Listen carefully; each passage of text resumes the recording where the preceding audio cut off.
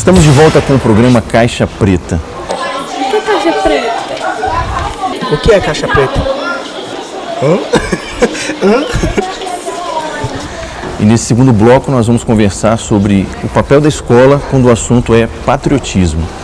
Obviamente, galera, que quando a gente fala em patriotismo, papel da escola, quer dizer, a gente tem que parar de também, o aluno, eu imagino que tem que ter uma postura mais ativa e não ficar assim, o que a escola pode me proporcionar para que eu seja, né, um aluno com um sentimento mais forte de patriotismo, o que eu posso, sabe, deixar de ser um pouco vítima dessa coisa e passar a ser mais ativo. Então eu quero saber de vocês, enquanto alunos, o que vocês pensam sobre essa questão do patriotismo, da escola e como isso pode se desenvolver de uma forma mais produtiva. A palavra que está com ele lá, manda ver. Bem, meu nome é Noslin. Eu concebo a seguinte ideia, que o brasileiro sofre com a falta de formalidade. Acontece o seguinte, ele se orgulha e tem o prazer de transmitir essa ideia lá fora e dentro da própria nação de que ele é um brasileiro palhaço. Palhaço de que maneira? Ele costuma ser alegre, entendeu? Uma pessoa receptiva. Só que quando lhe cobram um pouco de formalidade, ele se sente incomodado, porque ele não consegue ser formal, ele tem que ser aquele tipo sempre alegre, entendeu? Extrovertido, que recebe bem as pessoas de fora. Acredito eu que o brasileiro teria um pouco mais de formalidade a partir do momento em que ele começasse a saber que visão o estrangeiro tem do Brasil. Parece uma coisa absurda, mas há 10, 15 anos atrás, alguns famosos acreditavam que a capital do Brasil era Buenos Aires. Então isso é um absurdo. E o brasileiro acha graça de o povo lá fora acreditar que a capital do Brasil é Buenos Aires, quando na verdade deveriam saber que é Brasília. Entendeu? Então o brasileiro ele sofre com a falta de formalidade. Esse é o meu conceito. Massa, muito bom. Vamos lá. Então, eu discordo um pouco da opinião do amigo, porque eu acho que o brasileiro ele se comporta desse jeito por conta das heranças que ele carrega.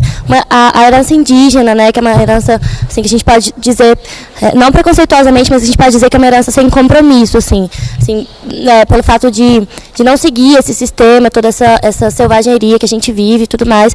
Então, eu acho que o brasileiro ele se comporta desse jeito por dessas heranças que ele recebeu e ainda dentro das comunidades mais carentes, né, a gente ainda vê assim muito vívido alguns valores, assim, embora outros tenham sido abafados. E eu acho que questão de nacionalidade e tudo mais, educação, eu acho que o ser humano ele deveria se importar não com a nacionalidade em si, mas com a humanidade, porque eu acho que é um sentimento universal, é uma corrente e que percorre o mundo inteiro, entendeu? Quando você para e olha para si, vê que você é humano, que existem outras pessoas da sua espécie e que o que te diferencia é que você é racional e isso faz toda a diferença, se você começar a pensar nisso, não vai importar o solo que você nasceu, a sua divisão, que oceano que vai divide, te separa de outra terra. O que importa são os sentimentos de companheirismo e cumplicidade com outro ser humano, assim, eu acho. Maravilha. Pode? Acontece o seguinte, eu acredito que o brasileiro percorre pelo seguinte caminho, o conceito de brasileiro, a começar que os livros de história não é de hoje que preconizam a ideia de que o Brasil foi descoberto. Em verdade, o Brasil não foi descoberto coisa alguma, porque os índios já aqui estavam.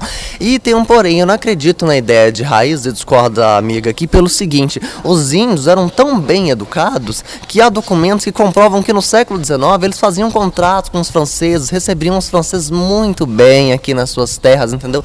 Então os índios eles têm uma tradição, e dizer que um povo que tem uma tradição ele acaba perpassando pelo caminho assim da selvageria, da falta de educação, é equivocado, porque você ter tradição, perpetuar essas tradições, difundi-las, não quer dizer que você tenha uma postura deseducada, entendeu? Uma postura selvagem. E digo mais, o brasileiro, ao contrário do que pensa, ele não tem uma mentalidade de proletariado, ele tem uma mentalidade de aristocrata, apesar de tudo que ele já sofreu, do período histórico em que passou, dos fatos históricos que ocorreram, ele tem uma postura de aristocrata. Por que eu digo isso? Acontece o seguinte, o brasileiro ele quer sempre saber quem é o melhor ator, quem é a melhor atriz, quem é o melhor atleta, quem competiu melhor. Isso ocorre no mundo lá fora? Ocorre. Só que o brasileiro tem esse sentimento arraigado de sempre buscar aquela hierarquia de quem é o melhor, de quem fez melhor e por que é melhor. O brasileiro ele não tem uma mentalidade pequena, como alguns pensam. O brasileiro ele tem uma mentalidade grande, ele simplesmente não encontrou um caminho pelo qual seguir. Joia, Quer uma tréplica? Só porque, né, ele pediu a palavra, você quiser... Não tem problema, não, aí a gente encerra. Não, é só pra... Então, eu acho que, assim, o grande mal, né, que todo mundo coloca a culpa, mas que infelizmente eu não consigo ver, assim, um outro caminho, uma outra linguagem, uma outra opção de dizer que o sistema capitalista, ele tem criado muitos hipócritas, né, muitas pessoas que a educação tem sido uma coisa muito forjada, né, o seu paletó, enfim, você tem que se comportar de tal maneira, você precisa se moldar porque você não é um animal, você é um ser humano, entendeu? E para mim, esse tipo de comportamento, ele só tem criado doenças psíquicas. Você é um animal, você tem consciência de que você é um animal, mas você tem que se domesticar por culpa do que a natureza te deu de presente, assim. Então, eu acho que assim, essa questão da formalidade para a gente pode ser indispensável se por acaso a gente tiver um sentimento maior, que é um sentimento de compaixão, de humanidade, exatamente. O brasileiro em si tem que se valorizar e olhar assim no espelho, acordar de manhã, eu sou brasileiro com muito orgulho. E eu tenho isso comigo mesmo. Eu já vi vários amigos virarem e falar assim, é porque eu gostaria de ser dos Estados Unidos, porque lá nos Estados Unidos as pessoas são mais educadas, são mais assim, são mais... Só que eu penso que o brasileiro, ele tem uma carisma, uma simplicidade dele mesmo, algo que parece que nasceu, é genético dele. E isso é lindo, gente. A gente olhar para um país como o nosso, de umas belezas sem iguais, nenhum de nós temos o olho azul, como em vários países tem, que a maioria tem um olho azul, nós temos um traço diferente. Simplesmente é isso, é ser brasileiro por ser humanitário, por ser simples, por ser humilde, por ser carismático. O brasileiro, ele tem uma felicidade imensa dentro de si. Então, é isso que eu quero trazer e para dentro da escola, a nossa geração, vou tocar mais uma vez, se torna cada vez mais inalienável ao patriotismo, à nacionalidade, porque é bonito você gostar daquilo que vem de fora e não é bonito você gostar do que vem de dentro. Hoje em dia são poucos que você vira e fala assim, você escuta Cazuza, você já escutou Renato Russo? A pessoa vira, não, eu escuto Restart. Desculpa até falar, mas é verdade, Restart. Mas essas pessoas, Cazuza, Renato Russo, Cássia Eller, são personalidades que demonstram o orgulho de ser brasileiro, a vontade de ser brasileiro. O samba, gente, o que é o samba? Algo maravilhoso. E simplesmente isso, o orgulho. E nós, jovens dessas gerações, temos que levantar nossa cabeça e falar assim, eu amo o Brasil, porque foi ele que me deu a oportunidade de nascer nesse solo. Primeiramente é isso.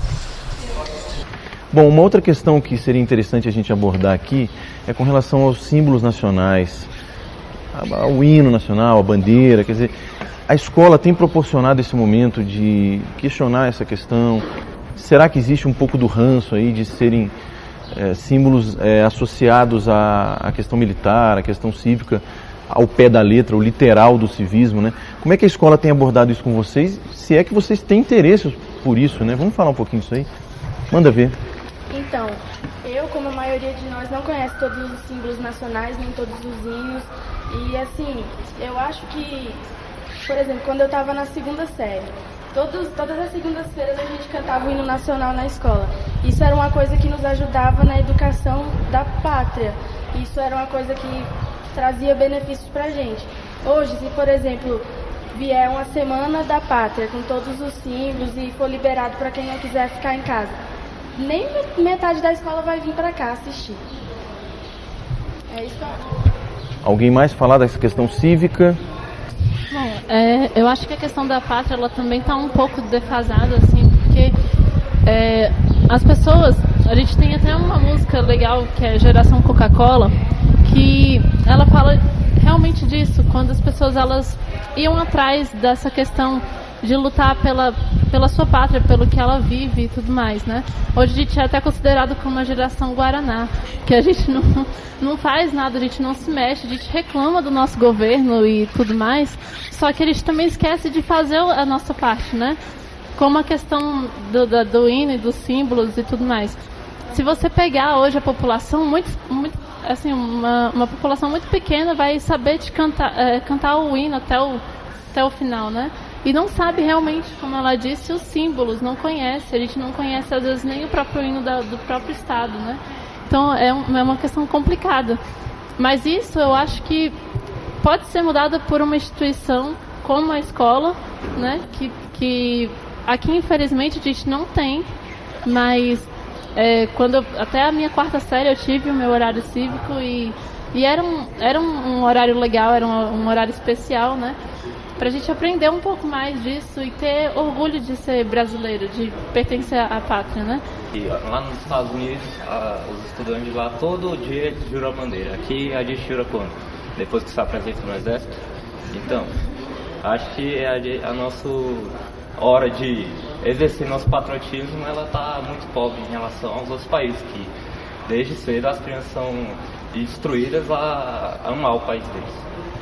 Bom, queria mais uma vez ouvir um pouquinho a professora Cristina para fazer uma reflexão final sobre esse nosso bate-papo maravilhoso, que foi muito legal ouvir vocês. Quero saber dela, assim, como é que a escola pode aprimorar essa questão, já que está defasado nesse sentido, como que a escola pode melhorar, como é que a escola pode desenvolver melhor isso, sabe, tirar essa coisa de que o civismo é caretice, como fazer isso de uma forma legal, bacana, como é que a professora Cristina pensa enquanto uma pedagoga, uma pessoa da área de educação, sobre essa questão, como a escola pode melhorar essa questão toda? Palavra, professora Cristina. Bom, essa escola aqui que a gente trabalha, eu vou apresentar para vocês, ela tem uma média de 3.500 alunos em 3 turnos. São 28 turmas no turno matutino, 28 no vespertino e, se não me engano, 16 no noturno. Não tenho certeza do noturno, que eu não trabalho à noite. Tem o lado bom, né, que a gente tem sempre muita gente aqui, mas tem um lado complicado, que é quando você trabalha a parte mais relacional. E eu acho que essa questão de símbolos, né, como os da pátria, ela está muito ligada à questão afetiva, à questão relacional, que às vezes a gente não consegue fazer o trabalho que seria o melhor numa escola, como eu disse para vocês, que tem essa quantidade de alunos que tem aqui. Então eu acho sim que não só para essas características, mas outras também, a escola tem que trabalhar. A escola tem que afinal de contas, a função da escola é ensinar para a vida, né? Não adianta você saber o que é 1 mais 1, se você não sabe outras coisas que você vai precisar muito mais no seu dia a dia. Agora, a gente precisa também da participação dos alunos. A gente precisa mais disso. Eu não gosto de dizer que ninguém é apático, que o brasileiro não se interessa por seus símbolos, que o brasileiro não é patriota.